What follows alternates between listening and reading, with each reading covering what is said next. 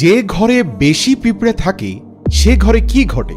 প্রিয় দর্শক, যে ঘরে বেশি পরিমাণে পিঁপড়ের উৎপাত ঘটে এটা আসলে কিসের লক্ষণ আমরা অনেকেই জানি না। আমরা কিন্তু পিঁপড়ে দেখলে খুব পেরেশান হয়ে পড়ি আর নানা ধরনের ঔষধ ব্যবহার করি এদেরকে মারার জন্য। কিন্তু আজকের এই ভিডিওটি দেখার পর আপনার ধারণা একদম পাল্টে যাবে।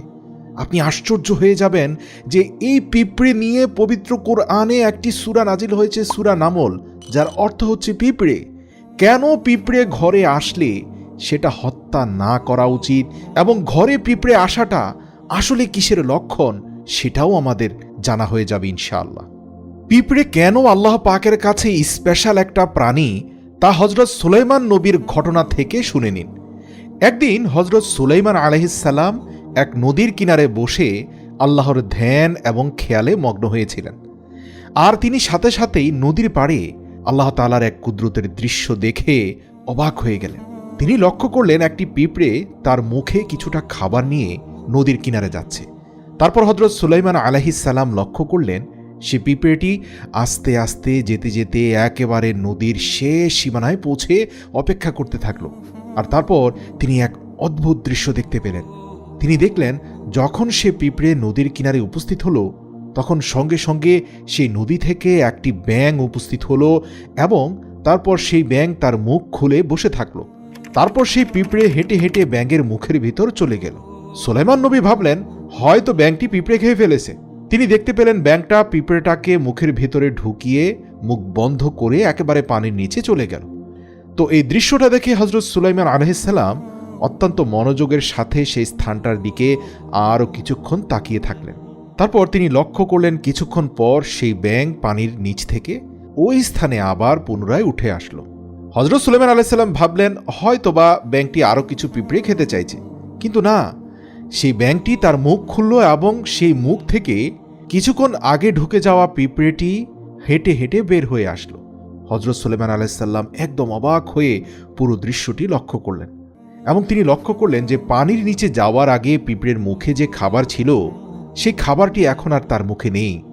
তো প্রিয় দর্শক, আমরা সকলেই জানি পৃথিবীর একমাত্র নবী হযরত সুলাইমান আলাইহিস সালাম, যিনি জন্তু জানোয়ার পাখি গাছপালা সকল কিছুর ভাষা বুঝতেন এবং তাদের সাথে কথা বলতে পারতেন।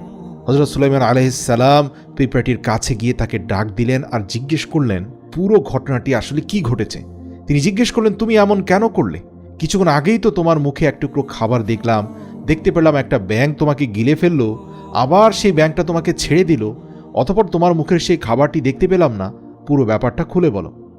অতঃপর পিঁপড়ে বলতে লাগলো, বলল হে আল্লাহর রাসূল, আমি এই নদীর গভীরে একটি পাথরের কাছে গিয়েছিলাম আর সেই পাথরের নিচে একটি কীট বসবাস করে। আল্লাহ রাব্বুল আলামিন সেই কীটকে এমন একটি স্থানে সৃষ্টি করেছেন যেখান থেকে সে বের হতে পারে না আর তার জন্য সে খাবারও খেতে পারে না। আর সেই পাথরের অভ্যন্তরে তার বসবাস, সেটি হচ্ছে তার পুরো দুনিয়া। আর আমাকে আল্লাহ রাব্বুল আলামিন এই কাজে নিয়োজিত করেছেন যে আমি যেন প্রতিনিয়ত সেই কীটকে খাবার পৌঁছে দিই। আর আমাকে সাহায্য করার জন্য এই ব্যাঙকেও আল্লাহ তাআলা আমার সঙ্গী বানিয়েছেন। প্রতিদিন সে তার মুখে করে আমাকে পানির নিচে নিয়ে যায় আর আমি সেই স্থানে মুখ খুলে সেই খাবার তাকে পৌঁছে দিই। আমার সংগৃহীত খাবার খেয়ে কীটটি সন্তুষ্ট হয়। অতঃপর পুনরায় সেই ব্যাঙটি তার মুখের অভ্যন্তরে আমাকে নিয়ে পুনরায় নদীর কাছে নামিয়ে দেয়।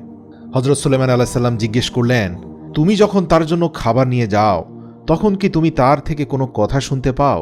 তখন সে পিঁপড়েটি বলল হ্যাঁ হ্যাঁ আল্লাহর রাসূল, আমি একটি বিশেষ বাক্য শুনতে পাই। হযরত সুলাইমান আলাইহিস সালাম বললেন সেটা কি? উত্তরে পিঁপড়ে বলল, সে বলে সেই দয়াময় মেহেরবান সকল রিজিকের মালিক আল্লাহ আমাকে এই সমুদ্রের নিচে ভুলে যাননি, তাহলে যাদেরকে মহান দয়াময় সর্বোৎকৃষ্ট করে সৃষ্টি করেছেন সেই ইনসানকে কিভাবে ভুলে যাবে? সুবহানাল্লাহ। তো এটি ছিল হযরত সুলাইমান আলাইহিস সালাম ও পিঁপড়ের ঘটনা। প্রিয় দর্শক, পবিত্র কোরআনে এই পিঁপড়ে সম্পর্কে আরও ঘটনা রয়েছে। হযরত সুলাইমান আলাইহিস সালাম একটি বাহিনী নিয়ে যাচ্ছিলেন, অতঃপর একটি পিঁপড়ে বলছিল হে পিঁপড়ে সকল নিজ গুহাতে ঢুকে পড়ো, কেননা সুলাইমান আলাইহিস সালামের যোদ্ধা বাহিনী এদিকে আসছে, না জানি তাদের পা তোমাদেরকে পিষে ফেলে।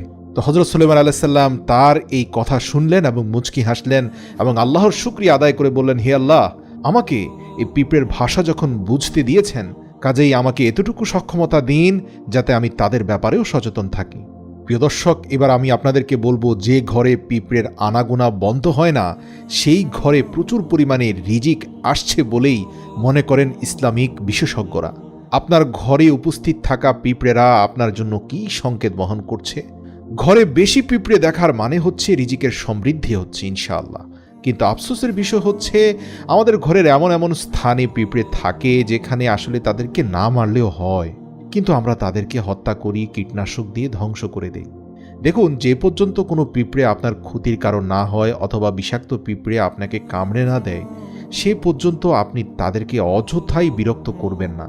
কারণ আপনার ঘরে প্রচুর পরিমাণে রিজিক আসছে। দলবদ্ধ অনেক প্রজাতির পিঁপড়ে আছে যারা কোনো ক্ষতি করছে না।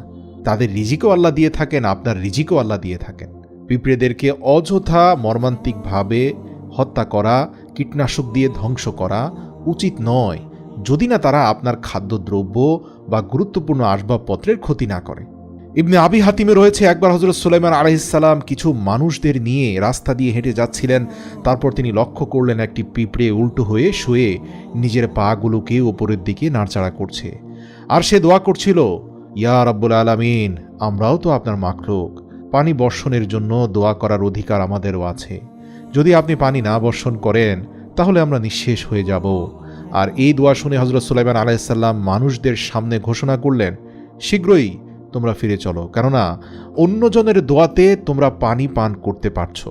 সুতরাং এখান থেকে আরও একটি বিষয় সম্পর্কে আমরা জানতে পারলাম যে আল্লাহ রাব্বুল আলামিনের তাসবিহ সমস্ত মাখলুক পাঠ করে থাকে, এমনকি বিশেষ করে পিঁপড়ে আল্লাহ তাআলার তাসবিহর মধ্যেই থাকে এবং সবচেয়ে বেশি দোয়া তারাই করে। অথচ সৃষ্টির সেরা জীব হয়ে আমরা দুনিয়ায় এতটা ডুবে গিয়েছি যে আল্লাহর কাছে চাওয়ার সময় আমাদের থাকে না। হে আল্লাহ, আমাদেরকে বেশি বেশি আপনার মুখাপেক্ষী হওয়ার তৌফিক দান করুন। আমিন।